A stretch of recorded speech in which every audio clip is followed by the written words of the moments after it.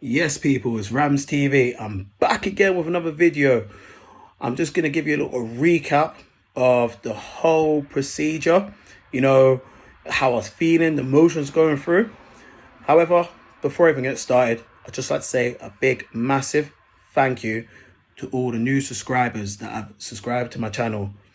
I appreciate it. I'm going to go back for you guys and tell you what's been happening, and also all to the original people that subscribed from day one. A big, massive thank you for subscribing and watching and tuning in. I just want to tell you, this channel's come far. From what it used to be until now, we have progress. So progression, how no matter small, how bigger it is, progression is progression. So once again, a big massive thank you to you guys.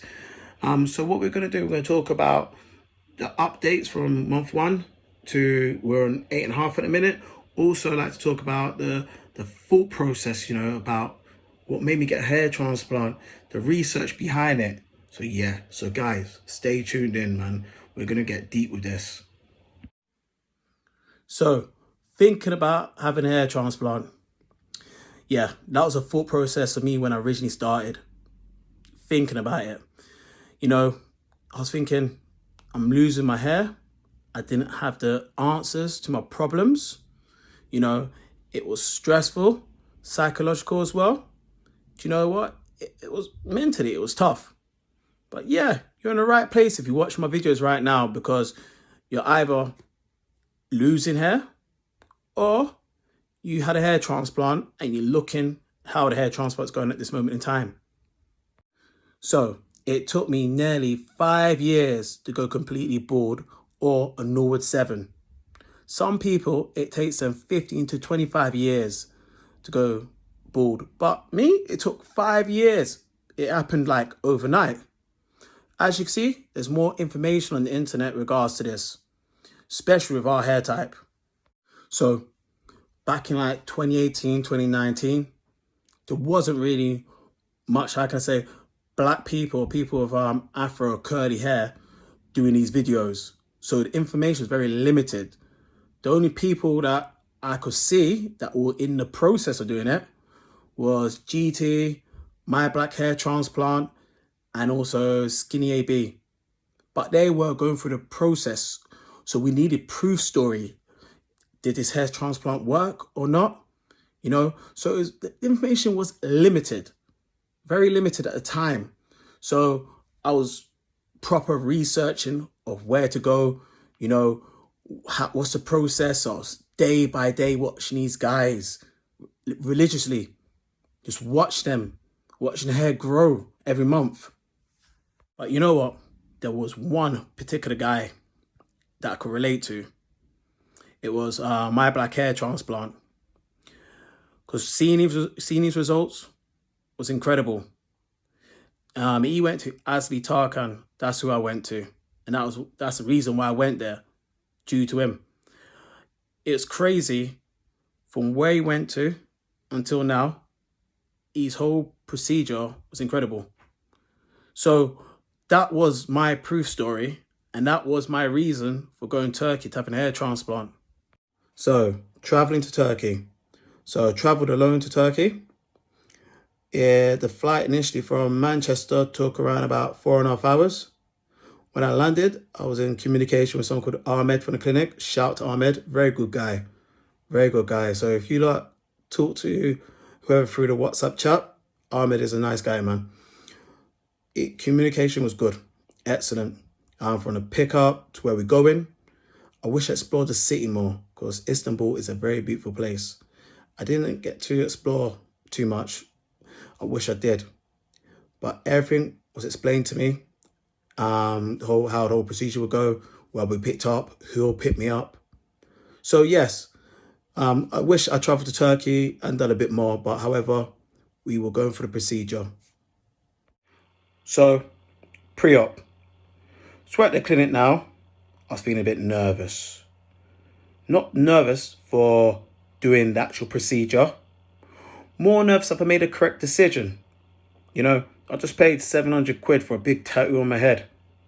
I possibly know it's going to get messed up a bit.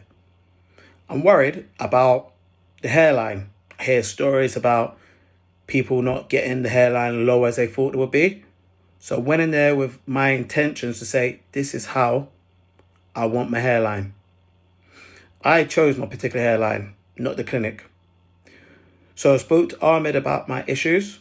My main issue was I want my hairline low like this, and also about the local anesthetic needles being injected, how painful they were.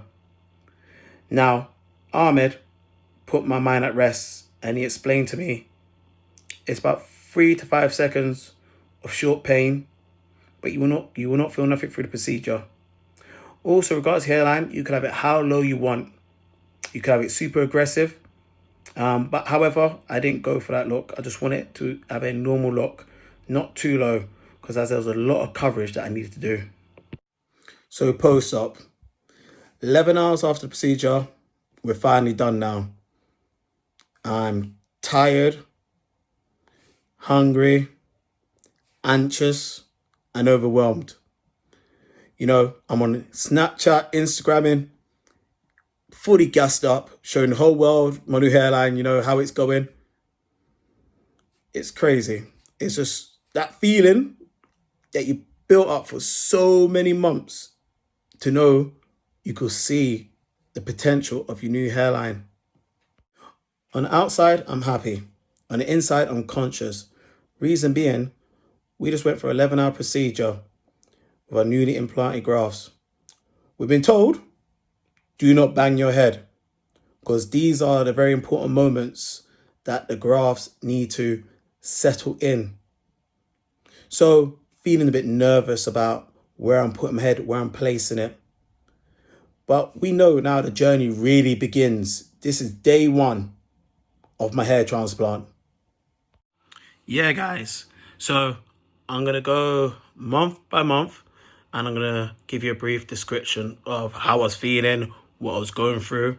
Now, I've written this down on my laptop, so if it does sound scripted, I do apologize, but it's the only way I could give you the most details out of it. So yeah, month 1, I felt like I rushed straight back into work from a hair transplant. I was around day number 4 of having a procedure and I was already back in work. That was my big mistake. I should have took more time out, but I went straight back to work. My head was still swollen, sore and scabby. I found it very difficult to sleep, as you got to sleep upright, and I had a travel pillow at the time. So I had to sleep upright with a travel pillow. That was probably the most difficult time that I had. My scalp was completely numb, and also it was very dry and itchy. However, the feeling of looking at the grafts was amazing. It gave me hope that this new hairline could be the new thing about me. So in month 2 now, it was a very strange month, as all the newly implanted grafts have started to shed. You know, you have a slight bit of worry. You're like, wow, where's my hair gone? Bit of research, you find out that it's all part of the process. But what was even more strange, that I found my non-transplant hair started to grow, which made me feel horrible about my appearance. You know, the term used is called the ugly duckling stage. It wasn't a very good stage. You felt completely horrible. I couldn't cut my hair at this point, so it was very difficult. You know, you got to look around looking like a mess. And unfortunately, that's a sacrifice you make for when you're having a hair transplant. So we're in month 3 now, full of excitement. I am so energetic about this month. The new hairs are growing through. I'm showing everyone, look at that. Look, can you see that? I'm full with joy. As you can see, that the new hairs growing through was very faint, but I was very positive about it. As people say, there isn't much joy without pain. There ain't no pain without joy. I started to experience big bumps at the back of my donor area. Now, I've explained some numerous videos. There were big bumps. There were loads of them. Probably it was more like a major infection. This hasn't in no way damaged my donor area at all. My donor area is pretty decent. I just felt like it was infected at the time, and I didn't act quick enough to resolve this issue in month 3. So if you are in month 3, I would go and resolve the issue straight away. Don't let them bumps get to you. Because I thought I was trying to be macho, manly, try to deal with the problems. All I had to go was doctors and get some cream, some fungal cream, whatever it needs to be, and clear up the infection. But no, I try and man it out. So during month 4, there wasn't much to report. I was still having trouble with my bumps because I was still ignorant to the issue. I was cutting my hair, to try make everything fade together. The process is a process. It's a long journey. At this point, I feel like some of my hairs are still dormant and waiting to sprout up. It's just about waiting for the right time. So month 5 was all about experiment with different products, using do-rags. I was feeling so confident about myself, on top of the world. I could see my new hairline coming through and shaping up.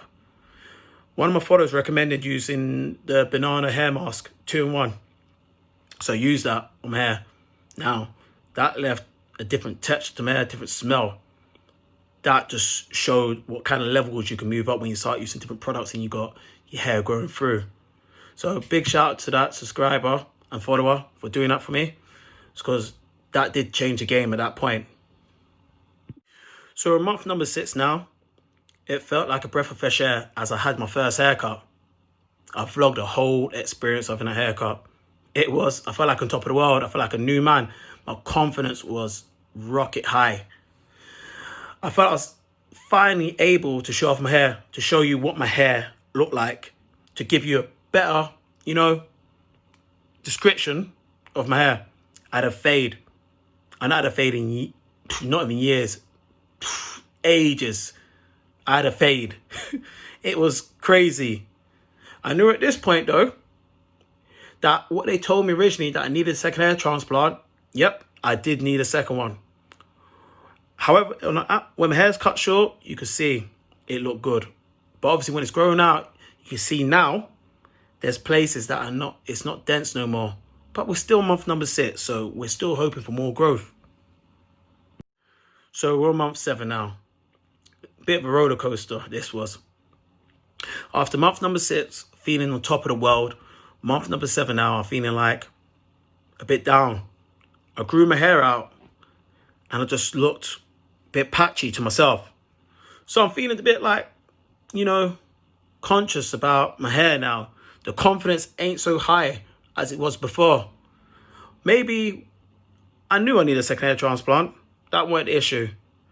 Maybe I wanted instant success and it didn't happen. So the lack of density was an issue. But you could tell in my video, month number 7, that my energy in the videos are just like whatever. They weren't boom quality or they weren't like hyped. So yeah, so month number 7 wasn't a particularly good month for myself. So month 8, if you watch that video, I was going to do a haircut tutorial. Well, that didn't happen because clearly I can't cut my own hair.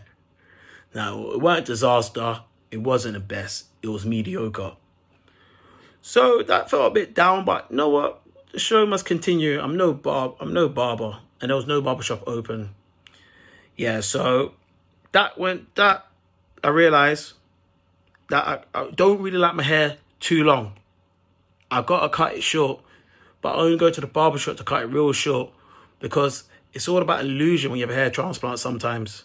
It's all about giving the feeling of, or the thought or the look that there is more hair than there is in certain areas. But yeah, month 8, it is what it is. So people, we're here, month 8.5. We come a long way. Now, when it's in the light, you can see where the patches are. When it's in, normal scenarios, it's calm. It's manageable. So I'm going to show you what it looks like now.